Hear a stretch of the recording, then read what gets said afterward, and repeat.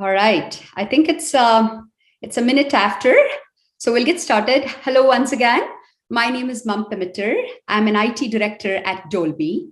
I'm part of Dolby's Women's Empowerment Group, and I've been participating in WT2 for a few years now as an attendee and as a speaker. This year, I've had the opportunity of being a moderator, and I'll be mediating this session with Minette Norman. I just want to remind everyone to please type up your questions as they come to mind. You don't have to wait until the very last minute or until we finish the session to get your Q&A queued up. I'll keep a close watch and queue them up for Minette after her presentation. Let me provide a brief introduction to Minette.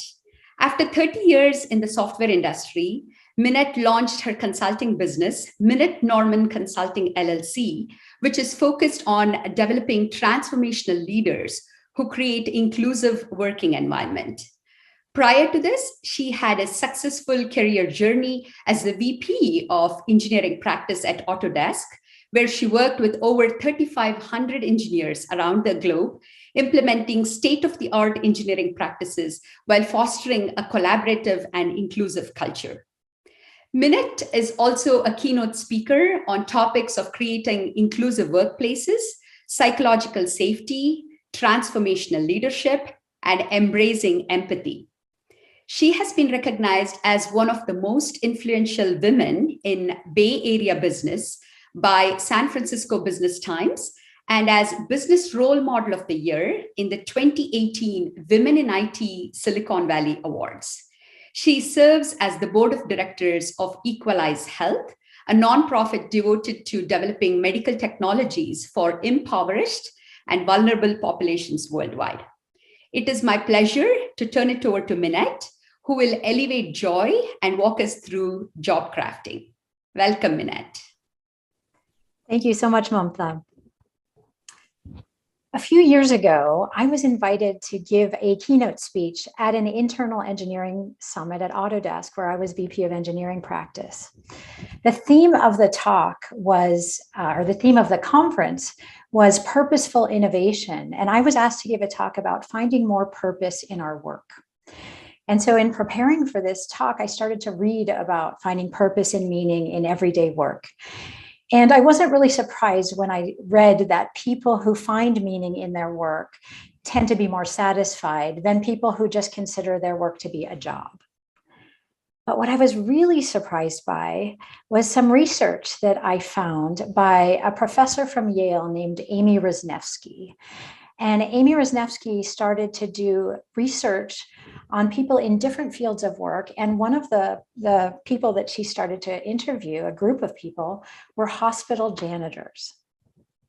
So in interviewing hospital janitors, Wrzesniewski very quickly determined that the people she was talking to fell into two distinct categories. The first category described their work very much as you might imagine hospital janitors to describe their work. So they talked about that they were not in highly skilled jobs, but that they worked because they needed the paycheck and they needed the benefits.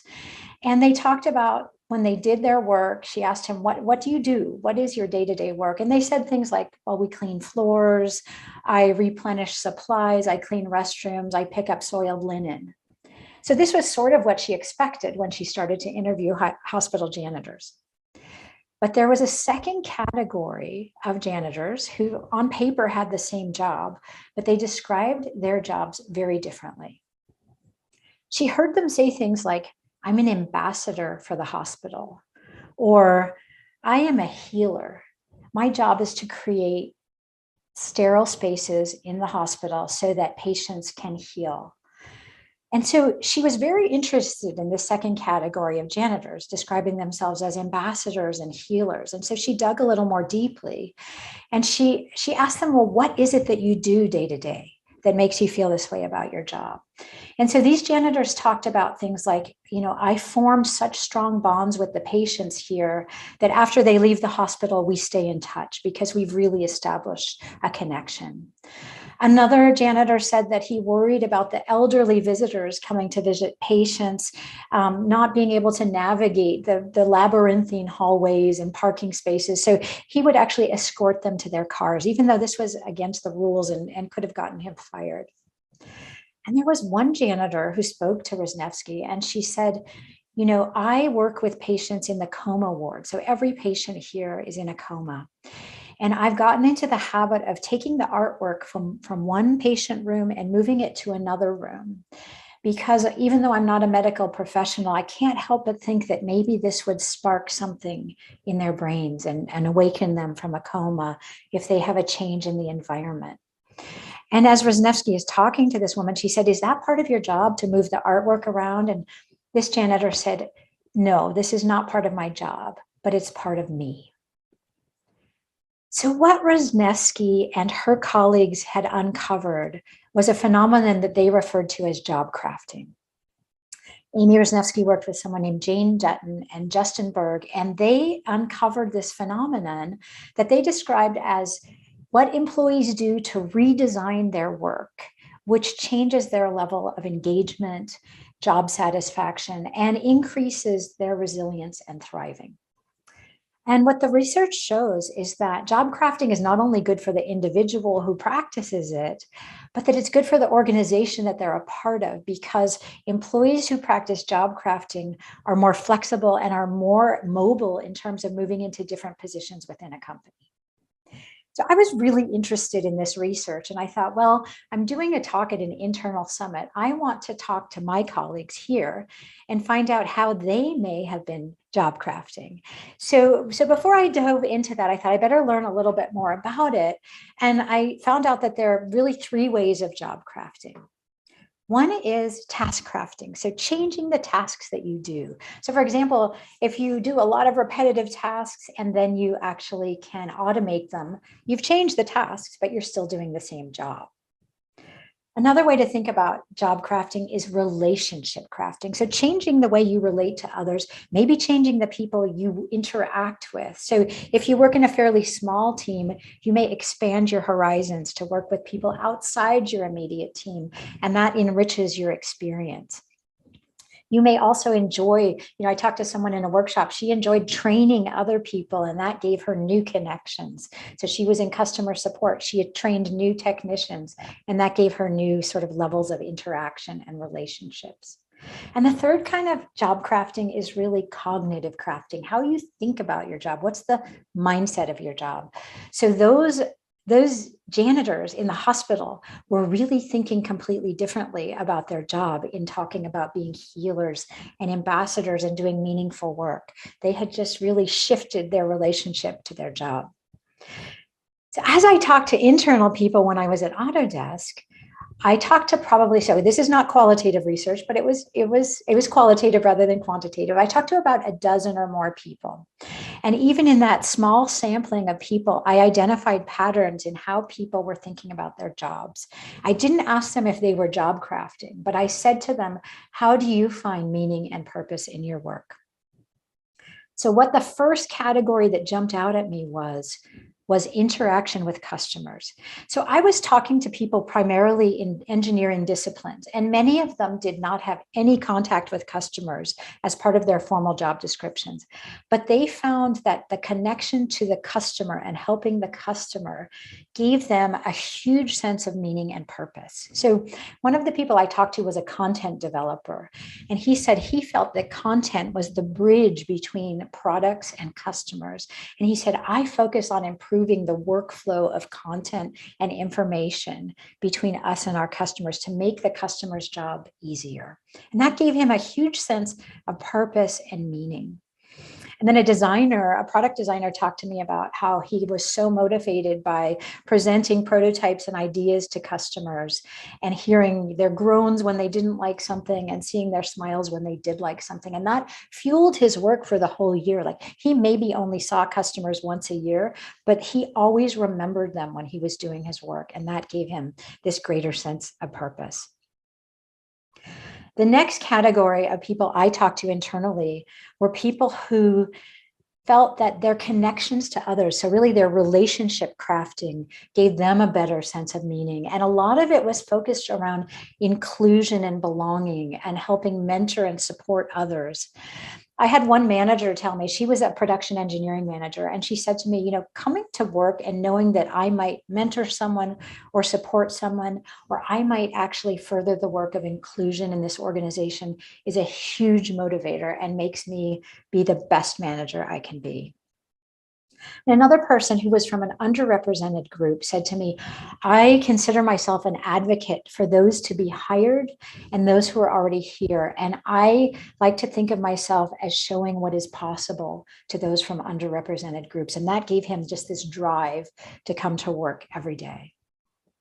And finally, there was the third category who had really cognitively shifted their thinking about their work into something much bigger than what they did day to day. And I talked to, for example, a software architect, and he said to me, you know, few of us individually could significantly influence society or community, but our collective work can influence the advancement of society by making great products that our customers use to change the world.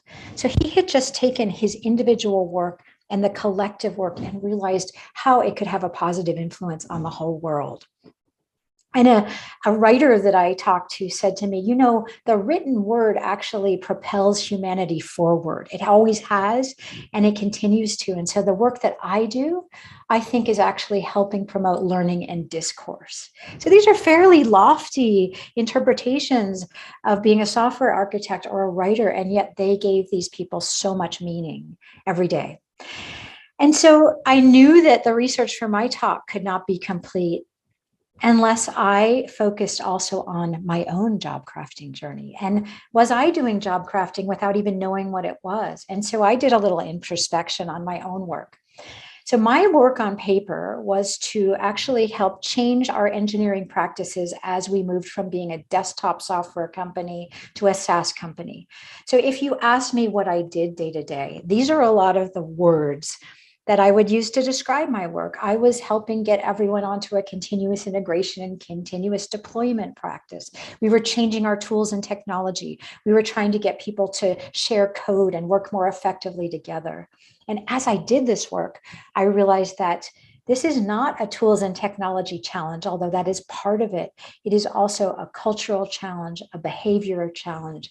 And I really was focusing on how do we change our culture to be more inclusive, more open to different ideas, more diverse. And I realized I was focusing my energy not so much on CI/CD and tools, but on equity and inclusion and sponsorship and mentoring, and what could I do to make engineering more inclusive? What could I do to make the company more inclusive? And I ultimately found, and so I did this job, I must say, I did the job for 5 years. So it was a gradual job crafting that, of course, I was initially very focused on tools and technology. And over those 5 years, I was shifting more to be focused on things like diversity, equity, and inclusion. And at the end of those 5 years, I realized that I had reached sort of a fork in the road in my job crafting. And it was, how much could I still do within a single company versus my energy that was going more and more towards inclusion and diversity and equity? And could I help more than one company do this? And I job crafted myself out of my job. I actually left Autodesk after 20 years. I left the software industry after 30 years. And I decided to focus on helping many companies and many organizations be more inclusive and develop inclusive leaders. And, you know, I realized also that even though now I've been doing this for a couple of years, the job crafting never stops, because we keep evolving, and the things that gave us joy and meaning a while ago evolve into something else. And so I'm realizing that even in my current work, I am continually job crafting and reframing and rethinking things. And so I want to, this is a very short talk, obviously, and there's much more to say, but I want to really invite you all into this and leave a few minutes for questions. And I want to invite all of you, because I know that the people attending this session are managers and leaders. And I want to invite you to think about a few things. And the first one is reflect on your own job. and how you might be job crafting, even if you had never heard the term before.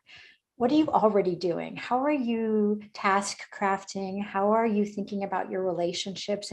And what is the mindset towards your job? And as you explore this, you may have a completely different sense of your job when you start to ask yourself those questions. And the next question I would ask and invite you to think about is, how can you give your staff members the autonomy to do their own job crafting while they're still, of course, aligned with your organizational goals and strategies, but giving them that freedom to change the way they do their job, or maybe to add on to their job that still allows them to do their work, but they add on something that gives them additional meaning and purpose. And then finally, start to have these conversations in your staff meetings about job crafting, about, tasks that maybe one person doesn't like to do, but someone else would love to do. And how can you be stronger collectively as you job craft together? Because what I believe will happen, not only for yourself, but for your team, is that you will increase everyone's resilience. You will increase commitment and performance.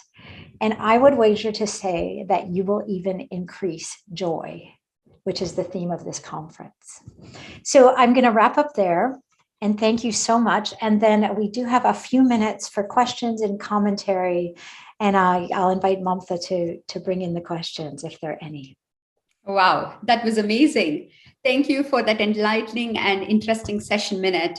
I certainly feel like I have some great takeaways from the session. I want to remind everyone, if you do have questions, please type them up and I will moderate them. While questions are coming up, Minette, something that stood out to me that you mentioned was, no, this was not part of my job, but it is a part of me. I think that definitely, it struck a chord with me. And then in a nutshell, what I got out of it was how we redesign our own jobs in ways to foster collaboration, job satisfaction, and flexibility. Did I get that right? Is that like the nutshell of what job crafting is all about? Yeah, absolutely. It's like how we transform our own jobs in ways that give us more satisfaction while staying in the same job. Definitely. Yeah, exactly. So there is one question from Catherine here. For those of us who are not in formal leadership positions, how can we initiate the conversation of job crafting? Well, I always believe that it doesn't matter what your level is in an organization and if you're formally a manager or not. But I think that one of the first things is to do a little self-reflection on how you may or may not be doing job crafting, and then share with your colleagues and even with your manager. Just say, look, I attended this talk. It sparked some interest for me. I would love to have a conversation with my colleagues and how we are thinking about our jobs, how we might help one another, and how we could do things that make us, even more motivated in our work. And especially, I think, as we frame things in the context of the pandemic and the Great Resignation, everyone, in order to retain people, we need to find meaning in our work. And that is a great retention tool. And so you could bring it up to your manager that way. Like, this is a great thing for us to talk about as a team. Awesome. Yeah, as you rightly said, it's such a powerful topic, but in the interest of time, I do want to read out one comment here. I think one of your colleagues, maybe, they are missing you at Autodesk, and they love your background and color. That's very sweet. Thank you. Thanks So in much. the interest of time, I would like to wrap up the session by once again thanking you, Minette, for giving us this insightful presentation. I'll turn it over, Trip, to you.